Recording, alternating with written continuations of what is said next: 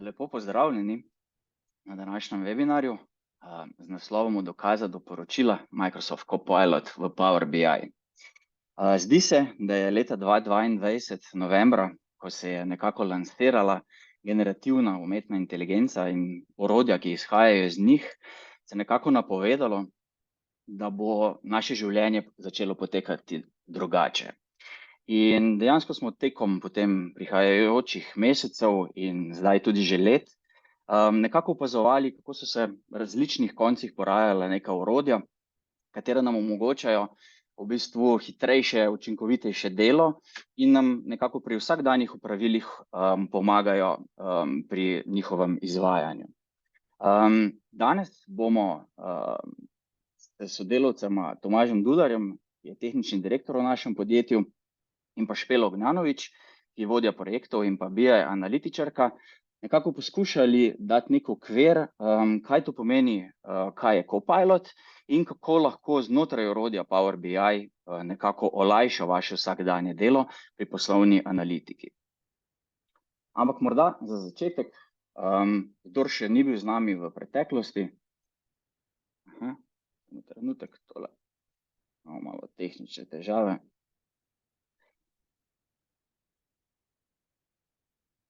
Evo, sedaj pa bo. Kdo pravzaprav smo, ker morda niste vsi tisti, kateri nas že vse skozi spremljate in ste z nami mesečno, ko dejansko izvajamo te naše webinarje.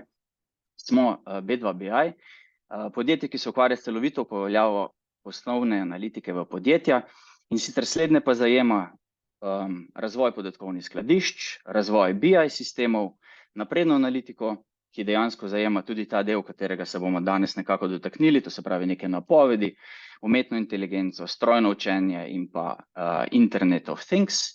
In kot zadnjo pilolo naših storitev, razvoj analitičnih kompetenc, to se pravi, to je nekaj tudi, kar dejansko bomo izvajali danes, da vas nekako ozavestimo, vam predamo neko znanje, kaj se dogaja na področju poslovne inteligence in je potem tudi vam lažje te storitve izvajati v vaših podjetjih. Kot vidite spodaj na slajdu, ki ga prikazujem, je kar nekaj podjetij, ki nam že zaupa in dejansko smo se tekom preteklih 5 let, naše podjetje namreč letos praznuje 5. letnico obstoja, se povezali že z različnimi podjetji širom Slovenije in tudi izven naših meja naše države. In kot sem že na začetku omenil, današnja tema je Copilot. Kaj pravzaprav Copilot je? To se pravi, gre za orodje generativne umetne inteligence, neke vrste asistenta, ki pomaga pri različnih aktivnostih, ki jih izvajamo, v tem primeru v različnih orodjih Microsofta, kajti Microsoft je v letošnjem letu ponudil Copilot širši množici in Copilot nekako integriral v različne storitve znotraj paketov Office 365. No, kot sem dejal na začetku, se bomo pa mi danes posvetili konkretno samo orodju Power BI. Spoznali bomo, kaj Copilot pravzaprav je, kako podpira različne vloge Power BI uporabnikov, kako je slovenščino, ali zdaj to dejansko že lahko, ki uporabljamo slovenščino v teh jezikih, ali je potrebno uporabljati tuje jezike, in pa na koncu nekaj malega tudi v tem, kaj pravzaprav potrebujemo v smislu licenc, kakšni so stroški, da te rešitve lahko uporabljamo. Naj morda na začetku poudarim, da chat v samem orodju Zooma ni mogoč, lahko pa vse skozi postavljate vprašanja, morda tudi kaj dopolnite v rubriki Questions and Answer oziroma Q&A, ki jo imate znotraj orodja Zoom, in jaz bom sproti spremljal vaše vprašanja in jih nekako smotrno vklopil v vprašanja in teme, katere imata pripravljena naša strokovnjaka Špela in Tomaž. Tako, toliko za uvod. Zdaj pa morda, zdi se mi, da sta Tomaž in Špela že vsa nestrpna, da predstavita vsebine, katere smo danes za vas pripravili, in morda kar vprašanje, Špela, za tebe za začetek. Kaj pravzaprav v podjetjih potrebujejo imeti, da Copilot res lahko polno uporabijo, in kaj je tisto, čemur morda morajo zadostiti, da so nekako rezultati promptanja zadostijo in da so dovolj dobri za neke končne rezultate? Ja, živijo Primož in vsi ostali. Če odgovorim na kratko, je potrebno imeti kvalitetne in urejene podatke, poleg tega pa Power BI Pro licenco z zakupljenimi kapacitetami na Microsoftovih strežnikih. Zdaj, mogoče o licencah bolj na koncu, bi pa si za enkrat pogledali, kaj pomeni v bistvu imeti kvalitetne in urejene podatke. Ok, bom jaz prevzela share. Ok, torej osnovna BI arhitektura se začne pri podatkovnih virih. Te prečrpamo v podatkovno skladišče, v podatkovno jezero in tam se potem zgodi največ transformacij. Podatke si pripravimo za nadaljne analize in jih prečrpamo v analitične modele, sestavimo podatkovne kocke. Ko je analitični model pripravljen, ima napisane vse izračune, pa potem naredimo vizualizacije oziroma končne Power BI reporte. Za vsako izmed teh kvadratkov pa lahko definiramo tudi 4 ključne vloge. Torej, prva vloga bi bila razvijalec podatkovnega skladišča, ta skrbi za zajem in transformacijo podatkov. Ko so podatki pripravljeni, jih potem preda razvijalcu podatkovnega modela, ta naredi analitični model, napiše izračune in potem na podlagi tega se zgradijo vizualizacije in to je potem tretja ključna vloga, ki se mu reče oblikovalec poročil. Seveda je pa tudi zelo pomembna četrta, zadnja ključna vloga in to so končni uporabniki. Končni uporabniki so pa v bistvu bralci teh poročil. Na današnjem webinarju si bomo pogledali, kako vsaka izmed teh vlog lahko vključi Copilota v svoje delo, v svojo vsakdanjo uporabo. Pa bi mogoče kar Tomaž ti začel, pa predstavil najprej za končne uporabnike, a ne kako lahko vključijo Copilota, pa bomo potem šli na oblikovalca podatkovnih poročil in naprej. Ja, hvala Špela. Evo, razdelim moj zaslon. Takole, kaj sem danes v vlogi? Danes nisem tehnik. Danes sem v vlogi uporabnika poročila, nekega poročila, ki sem ga sestavil. Kaj je bilo pravzaprav naše poročilo? Dajmo najprej pogledati, kaj poročilo trenutno prikazuje in kje nam seveda kot uporabniku, končnemu uporabniku ali pa naprednemu uporabniku eno takšno poročilo prinese oziroma dodatno vrednost prinese umetna inteligenca.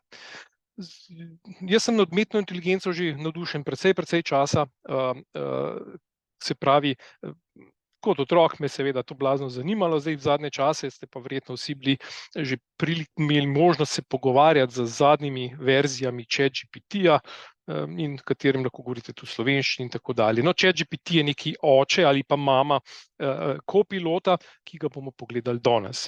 Kaj vidimo na našem ekranu? Zbrali smo si eno staro, poznano podatkovno zbirko, ki se reče AdventureWorks. Tisti, ki poznate SQL Server ali pa ste tam bolj z tega foha, boste to vse nedvomno poznali in veste, kako ta zbirka izgleda. Za razliko od ostalih demotov, smo si pa tokrat privoščili, pa smo začeli analizirati finančne podatke. Namreč prodaja je vedno na vseh demotih prikazana, vsem je jasna in modeli so se pokazali kot uspešni. Mi bomo pa namenoma zadevo spremenili v finance in smo potegnili in smo si naredili takle board. Tale board v začetku sicer bil nekoliko narejen s pomočjo umetne inteligence, vendar na koncu je bil tako popolnoma spremenjen. V nadaljevanju si bomo pogledali, kako bi izgledali, če kaj takega pripravi inteligenca. No, tukaj na levi strani imamo nekatere osnovne finančne podatke, se pravi, koliko imamo prihodkov. Trosem super demo firma, 3 milijarde, 600 milijonov prihodkov, potem imamo sredstva, viri sredstev in tako dalje. No, in če dobro pogledate na teh grafih, vidite, kako ta firma super prosperira. Sredstva so se jim povečevala skokovito in to največ v Severni Ameriki, deloma potem je prišla v letu naprej Evropa in tako dalje. Zadnji del, kot tudi vidite in tudi enako z dobička, je razvidno iz prikaza dobička na tem desnem grafikonu, vidite, tukaj je trend analiza po divizijah. Vidite, da je tukaj pravzaprav prihaja še Pacifik. Glavno poročilo, ki ga računovodji ali kot finančni direktorji ponavadi gledamo, so pa take tabele. v katerih lahko zdaj mi kot v Power BI klikamo in iščemo, naprimer, kliknemo marketing, pa se nam razpre marketing, stroški za marketing po letih in seveda iz $20,000 smo naredili kar milijon stroškov za marketing, ampak ob taki rasti to seveda ni problematično.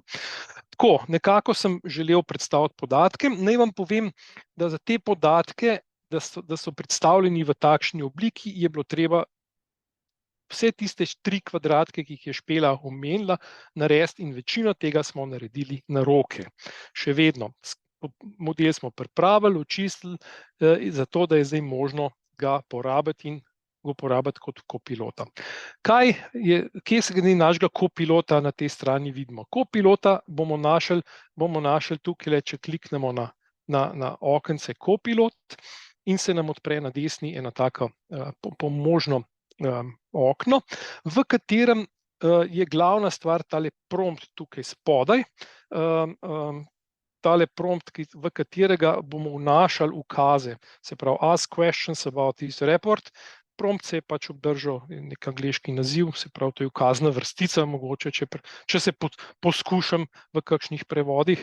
Tukaj gor imam pa zdaj napisane pa suggestions. To niso zdaj gumbi, kot smo jih na klasično navajeni, to je gumb, pa pritisnem, pa se bo nekaj na osnovi tega gumba zgodilo. Ne.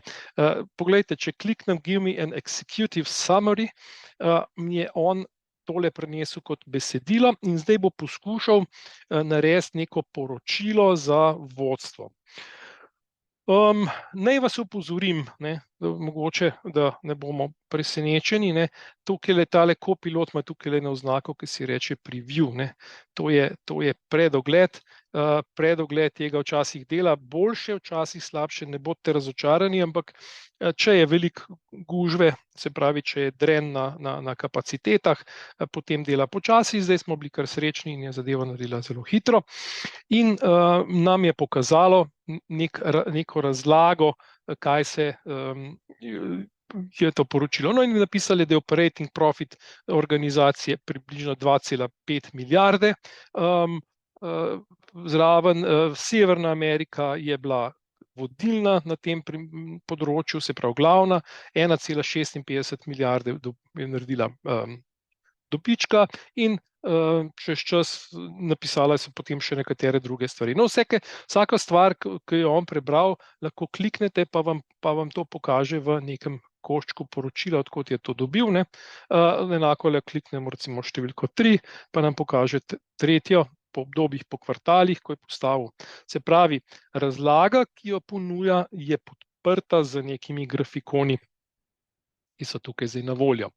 Seveda, lahko si privoščimo razna vprašanja. Recimo, da si vprašanja postavimo takole. Jaz ne bom tipkal, sem si jih malo naprej pripravil.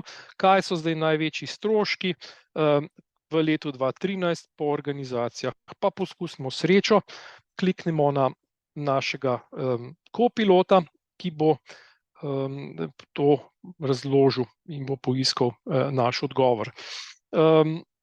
Računajte, da te podatki mora to obdelati velik jezikovni model, se pravi large language model po angleško, in bo zdaj šel skozi, bo preiskal, bo pogledal moj model.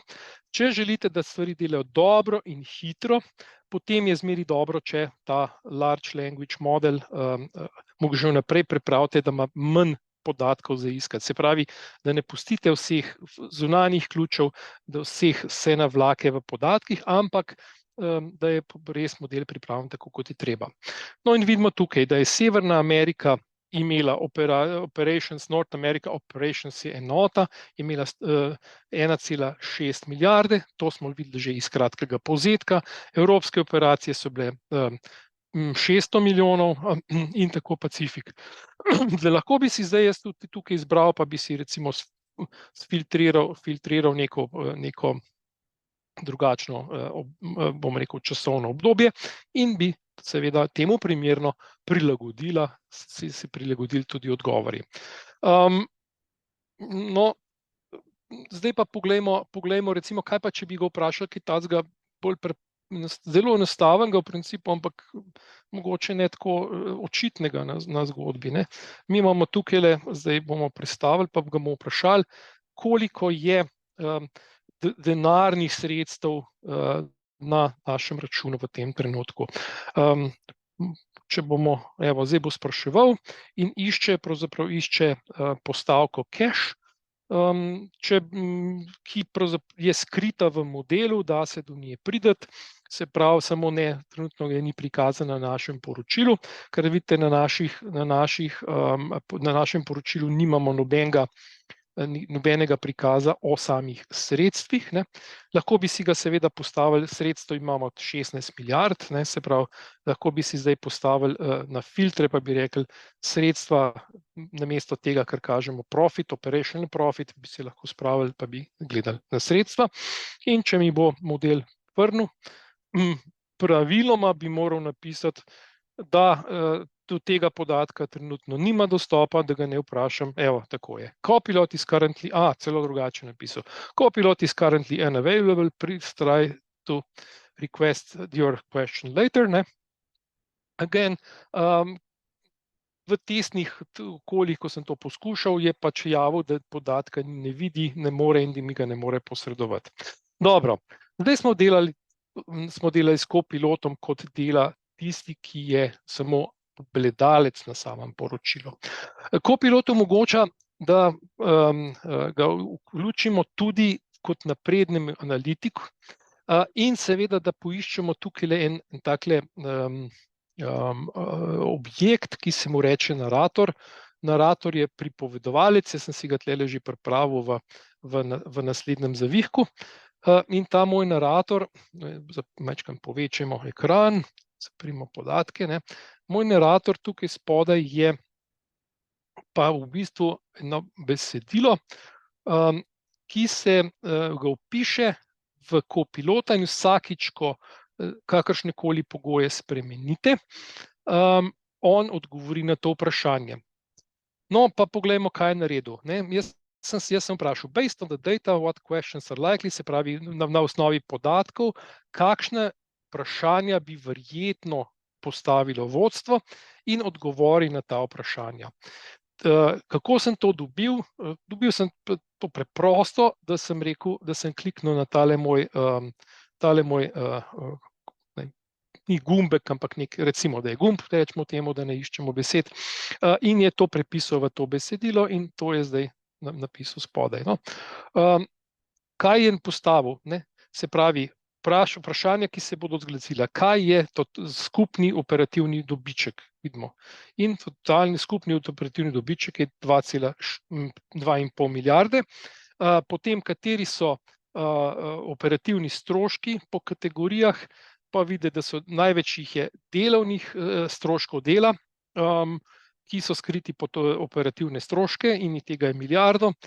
Kateri oddelek je imel največje stroške, vidimo, da je, kot lahko preberemo, Research and Development, ta isti oddelek, kjer je 1,83 milijarde in tako dalje. Vsa ta vprašanja, ki so se mu pojavile, zraven je moj Copilot uspešno odgovoril. Jaz seveda, če tako poročilo zdaj se vrnem oziroma nazaj v pregledni način, bojo odgovore na ta vprašanja, na to vprašanje, ki sem ga zastavil tukaj noter, ne, dobili vsi tisti, ki bodo klikali po teh poročilih, in to si bomo tudi pogledali. Seveda, Copilot ni samo to. Copilot je, ki ga imamo zdaj pa tukaj gor skritega gumb, ga lahko enako priklopimo, nam omogoča tudi kot naprednim analitikom, da nam naredi recimo poročilno stran, ne. Naredil bo new report page, in ki bo zgledal, kakor pač bo zgledal. Nismo čisto še navdušeni, ampak to je začetek enega dobrega procesa, enega blaznega razvoja, ki prihaja v naslednjem obdobju, kako bo pomagal. No, lahko pa rečemo, da ti meni naredi, kakšne poročila bi pa naredil, kakšna poročila pa predlagaš. No, in zdaj se bomo kar prestavili, pa bomo pošli malo na rezultate tehle poročil, da ne bomo ga čakali, pa bomo šli pol pogledati. To sem malo že prej poklikal, no in vidimo oddelčno finančno, se pravi performance, uspešnost, lahko pogledamo in vidimo tukaj po raznih kriterijih. Kaj sem jaz recimo pogrešal? Scenarijo. Dejansko pod scenarij so združene stvari in actual, se pravi dejanski podatki, budžetiranje pa napovedi. Zakaj je pravzaprav združil vse skupaj v eno samo poročilo, ne vem, ampak predomnevam, da še ne razume popolnoma natančno svojih podatkov, globine modela, ampak če mi je dal pa to filter, če jaz to naredim zdaj pofiltriram, pa vidite, da se zadeve nekako malo več smisla imajo. Če bi zdaj še hotel pravilno kaj od tega reči, bi moral po kategorijah kontov razdeliti, pa bi imel obrazce, pa bi recimo tole izkazal po virih sredstev in kaj podobnega. Enako je zgeneriral razna druga poročila, ki jih vidimo zdaj tukaj, z drugimi diagrami. Poskušali smo marsikaj z njim spreminjati, recimo želiti barve, ampak to zaenkrat še pravzaprav ne podpira. Bomo pa kaj podobnega bo pokazala kolegica Špela v nadaljevanju. Jaz bom pa se samo še toliko vrnil, pa bom videl, kaj mi je napisal v suggestions za poročilo in bom videl, da je Financial Performance Analysis scenarij impact, se pravi četrtletno poročilo finančnih trendov, to, kar ste videli. So to neka poročila, ki so pa zdaj pravzaprav samo bolj ali manj na nivoju predlogov cele zgodbe. Prav, zdaj smo pa, sem jaz zaključil ta svoj del. Tomaž, morda, predtem pa daš besedo. Na začetku smo rekli, da je v bistvu Copilot orodje asistent, v tem primeru pa dejansko vidimo, da je morda celo več kot to. Zdi se, da ti zgenerira neke ideje in ti da še morda neko širino in neka znanja, ko že obstajajo, pač dajmo reči v industriji. In kaj je bilo tisto smotrno, kar bi recimo direktor financ moral poročati, povedati in poznati? To se pravi, ne gre zgolj za orodje, katero pač omogoča neko pomoč in dejansko samo tisto, kar mu jaz narekujem, ampak mogoče celo expanda neko znanje. Drži, Primož, popolnoma se strinjam s tabo. Poglej, veliki jezikovni modeli so res prebrali, kot pravijo, celoten internet. In ta nekaj milijardna nevronska mreža, se pravi nekaj milijard ali pa še več milijard, ne vem, kolikšna je zdaj končna številka, 10 na ne vem koliko je teh vozlišč pri nevronski mreži, je polna nekega znanja. Zdaj je samo še vprašanje, kako zna to znanje prilepiti na konkretno naše podatke.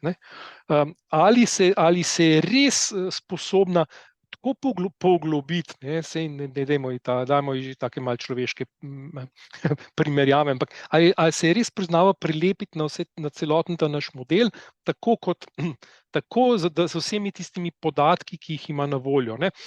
In to je bil tudi prvi razmislek, ko smo mi izbrali, kater model naj poberemo. Nismo izbrali nekega našega modela na naši strani, ampak smo rekli, dajmo nekaj takega v poročilo, kar je na voljo že veliko časa in je ta sistem, ta gromozanska nevronska mreža že videla in je že prebrala. Super, hvala ti. Ok, zdaj bi pa nadaljevala Špela. Špela bo pa se posvetila prvim 3 kvadratkom, jaz sem zdaj štartil na zadnjem kvadratku, tega vizualizacije končnih uporabnikov, pogledali smo si analize, kreiranje poročil, kaj tu ChatGPT pomaga, oziroma Copilot kot njegova različica. Špela se bo pa lotila zdaj prvič, kako s podatkovnimi viri, kaj je treba pripraviti in kaj pomaga pri drugim udeležencem v celotnem procesu analitike. Ja, super, hvala Tomaž. Tomaž je predstavil kot vloga oblikovalca poročil in končnega uporabnika. Vidimo, da je Copilot ti lahko zelo dobro pomaga pri razlagi analiz in pa tudi pri kreiranju samih poročil. Zdaj se bomo pa v bistvu dali v vlogo razvijalca podatkovnega modela in bomo šli v Power BI namizni program. Torej, bomo odprli Power BI desktop in tukaj pogledali, kako si lahko pomagamo z uporabo Copilota. V ta model že imam naložene podatke, to vidimo tukaj na desni, nekaj dimenzij in pa fact tabelo. Podatki so enaki, kot jih je imel prej Tomaž, vendar smo jih tudi prevedli v slovenščino. Dodatno bi poizkusili še, ali Copilot tudi zna razbrati slovenske imena, slovenske podatke in pa slovenske modele nasploh. Prvo, ko uvozimo podatke v model, je korak, da jih povežemo. Torej jih povežemo v nekako imenovano zvezno oziroma star shemo, ki je prikazana zdaj tukaj na screenu. Na sredini je naša fact tabela, ki v bistvu beleži transakcije do nekega najnižjega elementa, okoli pa so dimenzijske tabele, ki dajo podporo oziroma vsebino naši glavni fact tabeli. Tudi moram poudariti, da imamo model prečiščen, urejen, ne, tukaj se vidi nepotrebne stvari, ki jih niso za uporabnika relevantne, so skrite, tako da tudi na tak način omogočimo Copilotu lažje brskanje potem za odgovori. Ok, poglejmo si zdaj naprej pogled tabele, da mogoče natančneje razložimo, kaj je fact tabela. V njej so navadno shranjeni samo ID-ji in pa neki izračunljivi stolpci. Torej znesek bi bil naš edini izračunljiv stolpec v tem primeru, potem scenarij, konto ID, organizacija ID, oddelek ID, so pa šifranti, katerega vsebino pa potem dobimo mi v dimenzijskih tabelah. Recimo, če nas zdaj zanima, kaj pa je oddelek ID 6, bomo to videli v dimenziji oddelkov. In če kliknem zdaj na dimenzijo oddelkov, pogledam oddelek za ID 6, Research and Development.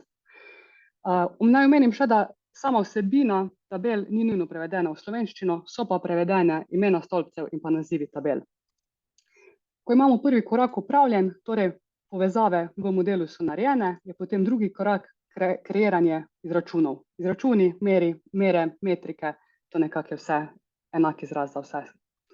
Potem izračune bomo pa kreirali v tem zadnjem četrtem zavihku in bomo kar rekli Copilotu, ga vklopimo tukaj oziroma zgoraj in mu kar rečemo, naj mi on predlaga neke izračune. Zdaj včasih potrebuje čisto različno časa, da nam da neke predloge. Ok, zdaj je bil v bistvu kar hiter. Ok, poglejmo od zgoraj. Torej, sam Copilot mi je dal nekaj začetnih predlogov, s katerih lahko mogoče sama izhajam, ali pa jih potem dopolnim ali pa nadgradim. Torej, define, in vidimo, da nam je definiral 4 metrike, 4 izračune. In tudi ugotovil je, da je v bistvu stolpec znesek iz fact tabele finance edini stolpec, kateri je v bistvu primeren sploh za nadaljnje izračune. Ok, potem, če smo mogoče kakšen začetnik v Power BI-ju, lahko tudi Copilota prosimo, da nam dodatno razloži to poizvedbo. Tukaj nam bo v bistvu bi nam natančneje opisal, kaj sedaj vsaka funkcija izmed uporabljenih dela. Recimo sum, average, max, minimum, nam bi natančneje razložil, kaj vse se za tem skriva. Zdaj mogoče, dokler da to traja, bi še omenila, da ima različne funkcionalnosti na portalu in pa na desktopu. Včasih kaj na portalu ne zna narediti, zna pa narediti v desktop različici. Ampak, kot smo že omenili, to je še vse razvojna verzija in se iz dneva v dan v bistvu spreminja, dobiva nove funkcionalnosti, ki jih potem vidimo, ko uporabljamo. Ok, bom jaz dala tu zaenkrat prekliči. V glavnem tukaj le dobimo dodatno razlago obstoječe kode. Tako da Copilot lahko uporabimo za razlago nekih metrik, ki jih uporabljamo, ali pa za razlago tudi obstoječe kode. Recimo, če prevzamemo neko vzdrževanje modela od sodelavca in ne razumemo čisto vseh izračunov, si jih lahko s pomočjo Copilota potem razložimo. Mogoče še ena malo pomanjkljivost Copilota je, da nam zdaj te metrike on sam ne vstavi v model. Mi bi želeli tudi imeti metriko vstavljeno v sam model, na podlagi katere lahko potem zgradimo vizualizacije. Tako da zaenkrat nam on samo sintakso tukaj le predlaga, potem pa, če želimo mi, ok, zdaj pa se odložimo, obdržimo vsoto zneska, skopiramo ta del in potem gremo sami v pogled tabele in tukaj dodamo oziroma vstavimo tole metriko v model. Pa napišemo ime metrike, skupni znesek.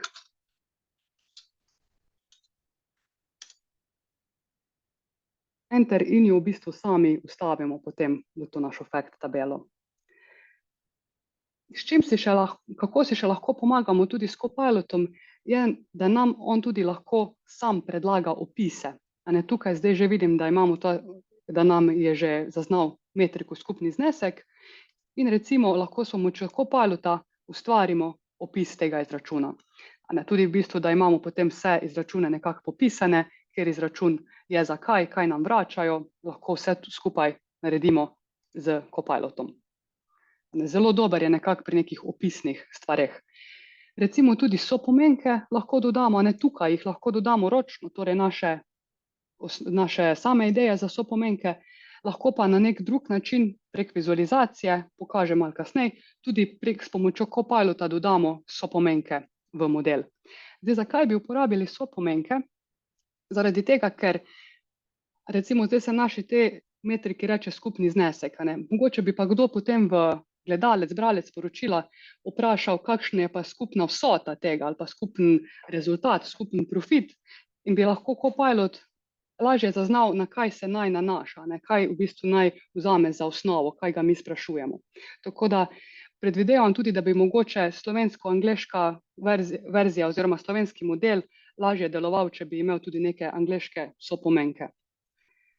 Sopomenke lahko prek Copilota dodamo tukaj prek vizualizacije Q&A, torej vprašanja in odgovori. Samo da se naloži in gremo tukaj na kolešček.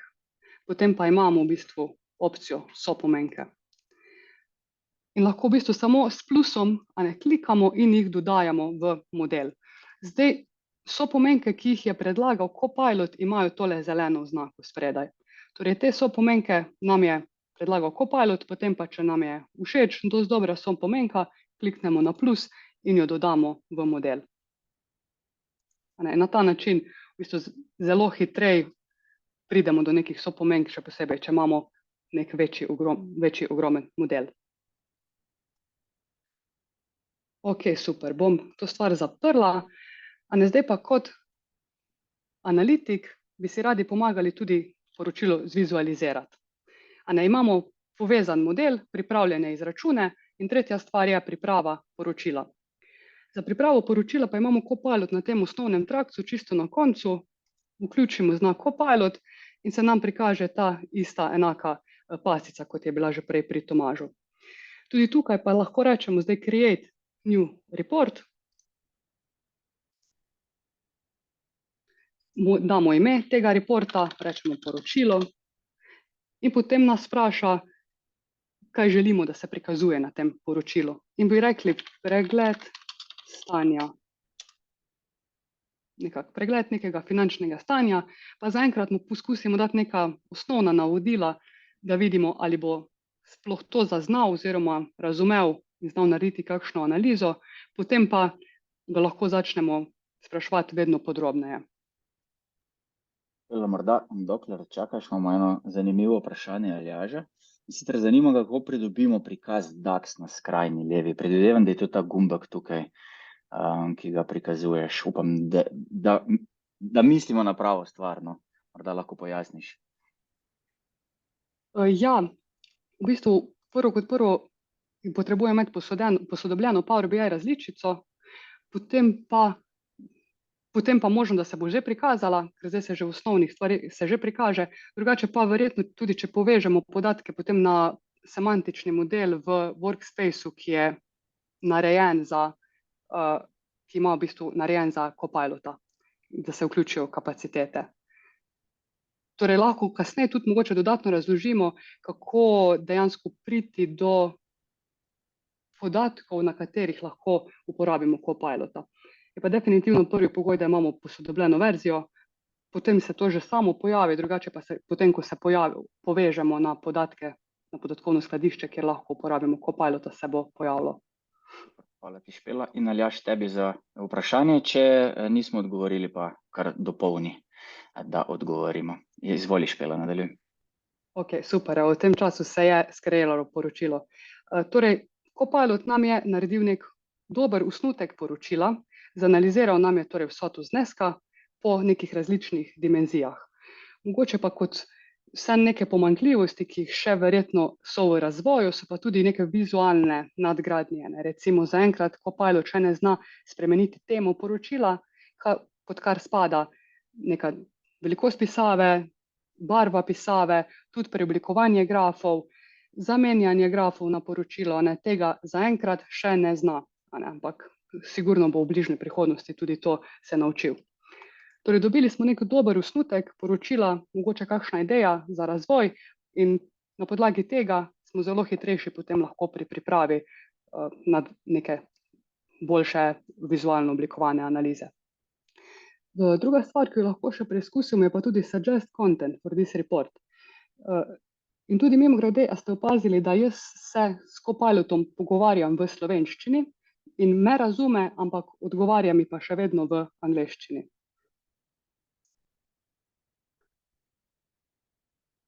In ko uporabimo neke predlagane vsebine za ta report, tudi lahko sami dobimo neko idejo, kaj vse lahko analiziramo, kakšne predloge v bistvu on za nas poišče in mogoče je kaj zelo uporabnega. Zdaj, če tega tudi ne bo naredil, imam jaz pripravljeno v bistvu Financial Performance Analysis, tu so v bistvu neke suggestions, ki sem jih uporabila, torej predlaga Financial Performance Analysis, recimo Department Budget Breakdown, Account Description Analysis, recimo kaj takega, in potem nam zgradi na podlagi tega opisa neko poročilo. To bi bilo za zdaj vse. Kakšno vprašanje, seveda dobrodošla v Q&A, odgovorimo kasneje. Bi se pa vrnila zdaj na to shemo, obdelali smo potem tudi vlogo razvijalca podatkovnega modela, ki si lahko pomaga s Copilotom pri samih DAX izračunih, pri opisih teh računov z dodeljevanjem sopomenk in pa pri idejah za neke vizualizacije. Tomaž, bi pa tebe vprašala na tej točki, kje si pa lahko razvijalec podatkovnega skladišča pomaga s Copilotom? Hvala za vprašanje. Seveda, razvijalci podatkovnih skladišč že nekaj časa pomagamo s Copilotom, se pravi z Copilotom in drugimi jezikovnimi modeli. Če začnete pisati kakšno kodo v SQL-u, pa niste najbolj vešči tega, ali pa če pišete recimo Python, pa poznate popolnoma vso vsebino, pa vas seveda razne knjižnice motijo, kako jih je treba poklicati in tako dalje. Tukaj napišete povedno v nek velik jezikovni model in ta vam pripravi kodo, ki jo lahko pastnete v vaše končni izdelek, se pravi tam, kjer se potem koda izvede. In če seveda koda prijavi kakšno napako, kodo pošljete nazaj mu tole, kakšno napako je naredil in on vam to popravi. In po izkušnjah sodeč v enem poskusu, 2 ali 3 poskusih vedno najde neko rešitev, neko drugačno, ki zdaj omogoča novo in boljšo in popravljeno delujočo kodo. Tako da, če povzamem, razvijalci podatkovnega skladišča že od ChatGPT-ja naprej, ne samo potem, ko je Copilot šele prišel, se pravi pred letom, si stalno pomagamo z umetno inteligenco. Super, Tomaž, hvala za odgovor. Primož, imaš še mogoče ti kakšno vprašanje? Ja, kar nekaj se je teh vprašanj pojavilo, pa bomo še v bistvu zdaj v tem sklopu nekako tudi na njih odgovorili. Pa mislim, da je bil eden izmed prvih in mislim, da je zelo smotrno vprašanje postavljeno, kako je s ChatGPT-jem. Pa Tomaž, te bom drugače vprašal. Če smo zdaj dobro gledali, je bilo veliko angleščine. Špela je v bistvu postavljala vprašanja v slovenščini, odgovori so bili v angleščini. In morda je to rahlo moteče. Obstaja kakšna boljša rešitev, kako bi lahko zanaliziral svoje podatke in da pač se morda cela zadeva več pojavila v slovenščini? Kako je zdaj z uporabo slovenščine? Hvala za vprašanje, Primož. Seveda, uporaba slovenščine prihaja in se premika. Stalno naprej, jaz bom zdaj z vami delil ChatGPT 4o kot takšen primer. Kaj se je namreč zgodilo? Mi smo za ta webinar pripravljali oziroma testirali v različne tedne. Vse stvari, ki so recimo 14 dni nazaj sploh še delale niso, v tej različici že delujejo. Včasih, ko ste se vprašali, kaj v slovenščini, ne da je odgovoril v angleščini, ampak ni ničesar odgovoril, pa ni to bilo 2 meseca nazaj, to je bilo teden, 2 nazaj. Se pravi, vse stvari se blazno hitro razvijajo in računam, da bo šlo po poti ChatGPT-ja 4.0.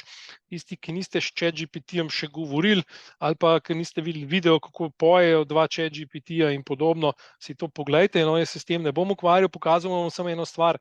ChatGPT ima možnost, da vozite zdaj neko vir podatkov in sem ta isti vir podatkov nekoliko prilagojen v eno samo tabelo poslal na ChatGPT-ju in sem mu rekel, da je razloži mi vsebino teh podatkov. Ne? In on mi je razložil, kaj pomeni vsako polje v tem moji tabeli. Potem sem ga vprašal, naprimer, če bi mi lahko naredil graf stroškov po letih in organizacijah, pa mi ga je narisal. Potem je vprašal, katere organizacije in v katerih letih so imele izgubo, pa mi je tudi to narisal in napisal, ne, in mi natančno pojasnil, in seveda milijon dragih vprašanj. No. In na koncu vas ga lahko vprašate, kakšno je stanje gotovine v koncu leta 2013, in piše, da enostavno teh podatkov nima, lahko vam analizira stroške za leto 2011 in to vse, kar počne v slovenščini. Toliko, Primož, na to temo. Super. Verjetno pa, če uporabiš angleško različico, mu pa lahko ukažeš, da ti tudi to prevede, drži. Ja, seveda, to pa z angleško različico se pa vedno pomagali. Ne. To smo si že ChatGPT 3.0. Daj, napiš mi v angleščini nek sestavek, pol mu pa reči, zdaj pa prevedi v slovenščino. Ne. Pa je bil že tam uspešen. Tomaž, kakšne so tvoje izkušnje z natančnostjo rezultatov, katere dobiš v bistvu na podlagi tvojih ukazov, promptov? Kako je s tem? Je potrebno to preverjati, zaupamo slepo? No, to je tako. ChatGPT je naš sogovornik, to ni eksakten računalnik, tako kot ste ga včasih mogoče razumeli, ampak to je model, ki poišče najboljše rešitve in ki so pa lahko včasih približne. Ni nujno, da jih zna popolnoma ovrednotiti, zdaj seveda se trudijo, ta model, da ne halucinira, je bilo prvi izraz, zdaj ga ne marajo imeti. Ne. Zakaj tega halucinira? Zato, ker aludira na človeške, se pravi na zavest. Halucinacije so čisto neposredno povezane z nekom, ki ima zavest. Ne. Tam ta nima, ampak išče najbolj približne rešitve. Ne. In slej ko prej ga boste našli na tem, da je, ne da se izmislil, ampak da je ponudil neko rešitev, ki pa za vas ni dovolj dobra, ker ni dovolj natančno. Ne. Tako da še vedno velja, ko dobimo nazaj rezultate, ne, tudi rezultate analiz, ki smo jih prej kazali, vedno morate pogledati, malo poklikati po grafih, pa vedeti, ali je to res prav pokazal, ali to ni prav pokazal. Ne. Drži. Dobro. Morda nadaljujemo s prezentacijo, ker so kar nekaj vprašanj v bistvu povezanih s tem, da naši udeleženci različice Copilot, če ne vidijo v svojih storitvah, ali kliknejo in se jim prikaže, da ne morejo dostopati do te storitve, in je morda smotrno na tej točki pojasniti, kaj dejansko v podjetjih potrebujejo, če želijo Copilot zares uporabljati. Verjetno so neki predpogoji, dobro, Špela je omenila, rabimo pač kakovostne podatke, da so te podatki ustrezno poimenovani, da so urejeni, da dobimo čim bolj kakovostne podatke. Ampak kako je pa z drugim delom, licenčnim pogoji in kako je s cenami, Tomaž? No, tukaj je, navajeni smo na Power BI licenco, tisto mesečno, ne, pro, ne vem koliko je nekih par evrov. To je licenca, ki je potrebna za to, da sploh začnemo lahko razvijati. Potem si pa, če si želimo to zadevo štartati, si moramo pa seveda naše okolje na Power BI-ju, se pravi tam, ko počnemo to, kar smo se gledali, ne, da temu rečemo workspace, ne, ali delovni prostor, priklopiti na en kapaciteto. Se pravi, zakupiti moramo neko storitev na Microsoftovi platformi, ki je dovolj močna, da hkrati omogoča še priklop se pravi Copilota. In ta je šele F64. Če mene vprašate, to nima pravzaprav nobene veze z dejansko kapaciteto, ki jo potrebuje za to, da Copilot komunicira, ampak je to nekaj trenutno mejni korak, zato da pravzaprav da vsi ne brskajo po tem Copilotu, ker so kapacitete za moje pojme omejene. Mi smo imeli razne vaje in so določeni obdobju dneva zadeva sploh ne dela. In se pravi, ta F64 je limit, od katerega naprej lahko dostopate, se pravi, se vam gumbi aktivirajo, najavijo vam razne napak. In pa, zdaj pa tako, če vidite, če testirate in se igrate, je pa dobra stvar, se pravi, za kapaciteto priključite, jo povežete na vaše workspace, na vaše delovno okolje, delovni prostor, in se seveda uporabljate, dokler jo uporabljate, pa rečete stop, zdaj pa ne bom več. In v takem primeru pride potem tistih, 15 evrov na uro, če ste že partner Microsofta ali pa imate MSDN ali pa katero od teh naročnin, imate tam neke mesečne ure, kvote, lahko pravzaprav precej dobro testirate, da bi vas to karkoli stalo. Da morda še bolj izpostavimo ta del. Torej, ta kapaciteto, katero tukaj zakupujemo, ne kupujemo samo zaradi Copilota, drži, Tomaž? Drži, seveda. Kot sem rekel, Copilot je nekje drugje živi in v bistvu te kapacitete niti ne uporablja. Saj tako jaz vidim to zadevo.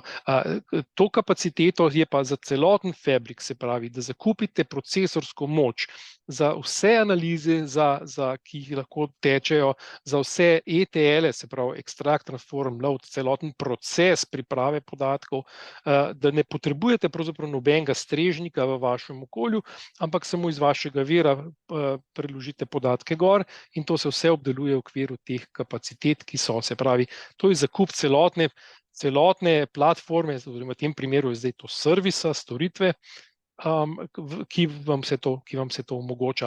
Zraven ta F64 kapaciteta omogoča tudi neomejeno število bralnih dostopov do tega, ne pa urejevalnih. Če želite urejevati, rabite še zmeraj licenco Power BI Pro. To so moji zadnji podatki, lahko pa da se je licenčna politika v zadnjih urah kaj spremenila. Super, Tomaž. Morda na to se še navežeš z eno vprašanje našega udeleženca, in sicer ali Power BI prebere lahko strukturo podatkov direktno iz SQL-a. In verjetno to že malo odgovori vezano na ta fabrik, kako je, kaj potrebuješ dejansko, da se lahko navezuje na njega. Ja, zdaj, če se strogo sledim vprašanju, seveda Power BI lahko bere tudi podatke neposredno iz SQL strežnika. SQL strežnik je pa navadno kot Relational Database Management System, RDBMS, namenjen predvsem transakcijskim obdelavam. In če vi zdaj imate zelo veliko podatkov in to direktno berete podatke iz kakšnega aplikacije, ki dela, ki teče neko trgovanje, potem lahko pridete do raznih ozkih grl, se pravi lahko zatem, ko bi brali podatke neposredno in ne, da bi jih imeli preko podatkovnega skladišča, vaš vir zadavali po domač povedan in pravzaprav bilo zelo neprijetno, da mogoče v trgovinah ne morejo več blokirati računov, ker nekdo v upravi zdaj vrti analize za več let. Ampak ja, seveda, odgovor je ja, SQL server je popolnoma normalen vir, ki ga na dva načina lahko, ali vsaj na dva načina vključujete v vaše analize. Eno je, kot sem rekel, direct query, drugo je pa so direktne poizvedbe, drugo je pa samo prenos podatkov v vmesno podatkovno skladišče oziroma v model, tabelarni model, ki ga uporablja tudi Power BI. Hvala, Tomaž. Si slišal drugače kot jaz, ampak vseeno morda, to se pravi, če pa želite uporabljati Copilot in je bilo to uporaba mišljena v bistvu za Copilot vezana na Power BI, pa seveda drži to, kar je Tomaž povedal nekaj minut pred tem. Mislim, da je še eno temo potrebno izpostaviti in sta je tudi dva udeleženca izpostavila, in sicer kako je z varnostjo podatkov in kje se nahajajo poslovni podatki podjetij. Ja, kar smo uspeli pobrati, seveda Vi morate vedeti, velik jezikovni model ne teče na lokalnih strežnikih, ampak teče v oblaku. Microsoft zagotavlja, da bo vsi podatki, ki jih on prebere, ker jih do njih mora priti, da bodo popolnoma varni, da bodo namenjeni samo nam, se pravi nam, ki smo jih izpostavili in jih bomo potem tudi videli. Enako velja kot karkoli v oblaku. Oblak je teoretično seveda dostopen za vse, v praksi pa temu ni tako, zaradi tega, ker so vsi podatki ščiteni, varovani za posameznimi okviri teh domen ali pa karkoli že boste postavili. In velja isto tudi za te podatke. Včasih je celo pisalo, da jih bo on zadržal mesec, zdaj mislim, da so to umaknili dol iz tega in zdaj ne vidim tega razloga, ne vidim več prav natančno, koliko časa zadržujejo, verjetno jih pa ne bojo prav več dolgo, ampak v glavnem podatki, ki so vaši, so namenjeni samo vaši uporabi in jih ne vidijo drugi. Super, hvala Tomaž tudi za to pojasnilo. Zanimivo vprašanje, ki sicer ni toliko vezano na današnji webinar, je pravko prišlo, pa bomo tudi odgovorili na njega. Ali se bo Copilot širil tudi v smeri pomoči na konkretnih Microsoft Office-ovih programih, to se pravi Excel, Power, Pivot, Power Apps in podobno. Kot sem povedal uvodoma, to se pravi, Copilot je že možno uporabljati v bistvu v Office-ovih orodjih, ki so del Office 365 rešitve, seveda z določenimi predpogoji, določene licence, določene pakete morate uporabljati, da lahko Copilot že uporabljate. Koliko se bo pa širil še naprej? Verjetno se bo zagotovo širil v cel spekter storitev, katere Microsoft uporablja, ker se dejansko, tako kot smo tudi, mislim, da tekom današnjega webinarja poudarili, dnevno širi nabor storitev, katere je možno uporabljati in s katerim se nekako Copilot lahko pomagati. Tako, s tem nekako vsebinski del današnjega webinarja zaokrožimo. Špela, Tomaž, najlepša vam hvala za vajino znanje, vajine izkušnje in vse deljenje znanja. Za tiste, ki ste se morda danes pridružili, kasneje pa nekaj informacij še. Ta webinar in tudi vse ostale, enega izmed njih je tudi Tomaž že omenil, ene vloge nismo konkretno danes opisali, torej obstaja knjižnica, videoknjižnica na naši spletni strani, konkretno o webinarju, katerega smo imeli v mislih, je Fabric demonstracija od podatka do analize. Neža je prejšnjič predstavila konkretnejše, kako se uporablja za določeno vlogo Copilot že na preteklem webinarju. Imate pa na voljo seveda tudi druga znanja, katera smo že zgenerirali v preteklosti, tako da z veseljem udeležite se in se naučite novih znanj. Potem pa še seveda dobrodošli na našem naslednjem webinarju in sicer malo konkretneje vam bomo pokazali, kaj so triki in novosti v Power BI-ju. Izvedla se bo pa tudi že nova BI Akademija, to je nadaljevalni tečaj Power BI-ja. In pa za september in november so že razpisane tudi preostale akademije, tako da dobrodošli tudi na njih. Seveda, naš nekako osnovna poklicanost, poleg tistih 4, katere smo povedali, je seveda, da v podjetjem pomagamo implementirati poslovne rešitve oziroma konkretno poslovno inteligenco v vaše poslovanje in v vaš IT. Tako da vam z veseljem pomagamo z implementacijo Copilota. V zadnjem obdobju je zelo popularen Fabric in se čedalje več podjetij odloča zanj, tako da tukaj imamo že kar nekaj izkušenj, seveda pa kar se tiče podatkovnih skladišč in pa drugih poslovno-inteligenčnih rešitev smo z veseljem na voljo, tukaj so kontakti, sicer pa tudi dostopni preko naše spletne strani. Tako, najlepša vam hvala vsem za današnjo udeležbo in kot že rečeno, se vidimo junija. Lep dan še naprej.